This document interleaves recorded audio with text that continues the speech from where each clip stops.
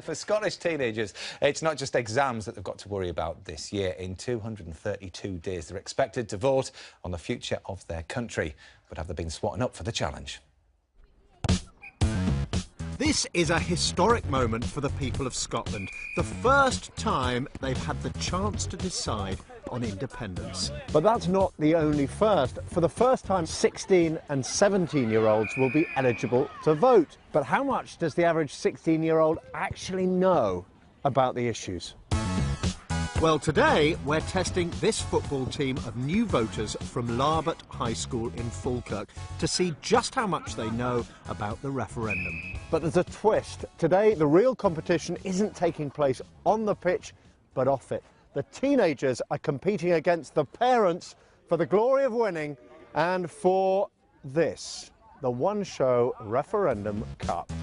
I think they could do more to give us more information. I tend to disagree with that. I think there's quite a lot of information out there. I've done my research. The white papers came out and I've looked at both websites. Do you think you know enough to vote? Not really, no. Are you going to vote? Maybe. So this is our quiz, and we've thrown in some pretty tough questions in here. We'll be asking things like who'd be head of state in the event of an independence vote. What currency would it have? Would it have the euro? Would it have the pound? It's going to be very interesting. Despite the Scottish Government producing a 670-page white paper on independence, recent surveys suggest that only 1 in 7 voters fully understand the issues at stake. There's an awful lot of debates taking place, but what comes across is that there's not enough clarity on what the outcome of independence would be. Will Scotland be in the European Union if it becomes independent? Probably yes. Will Scotland be able to use the pound? Probably yes. Yeah, but there's a lot of probablys. There is a lot of probablys because so much of it is not down to facts and figures. So much would be dependent on the deal that could be struck after a yes vote. Right, so this is the big moment. This is when the quiz begins, and this is the real competition. Forget the football. This is what really matters. To kick off the contest, 7 multiple-choice questions. Which team will know more? No cheating, especially you parents. Finished forms here, thanks a lot. So how was that? Parents first. Easy. We'll be the judge of that. And what about you? How was that? Difficult. It's a game of 2 halves, and whilst the students play on, time for some match analysis. So Nicola, we've got some quite interesting and quite tricky questions. I like this one. The first one, who's able to vote in the referendum? So, for example, residents of Scotland, yes. Scottish citizens living elsewhere in the UK? No.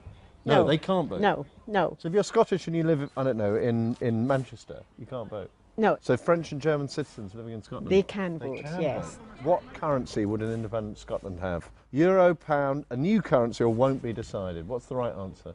The right answer is that it won't be decided until after the referendum. And that's one of the challenges facing voters as they go into the referendum. They want clarity, they want to know what would happen, but so much of it would be decided afterwards in the negotiations that took place. Right, so we got the results here. But before we come to the results, we just want to go through some of the questions. An independent Scotland, who'd be head of state? Queen. Queen, that's right.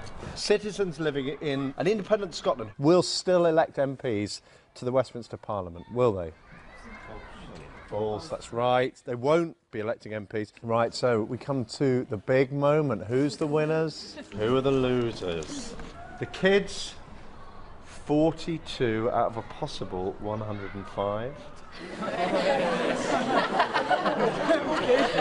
The adults, 61. Thank you, man. Well, that's interesting, isn't it? The parents beat the kids, but still, 61 out of 105 could do better. It wasn't exactly fantastic. It shows there's a lot more still to be learned, but no, we won. That's the main thing. So there you have it, 232 days to get revising. But Justin, as that film showed, there's a lot of uncertainty around this, isn't there? Because basically the 670-page white document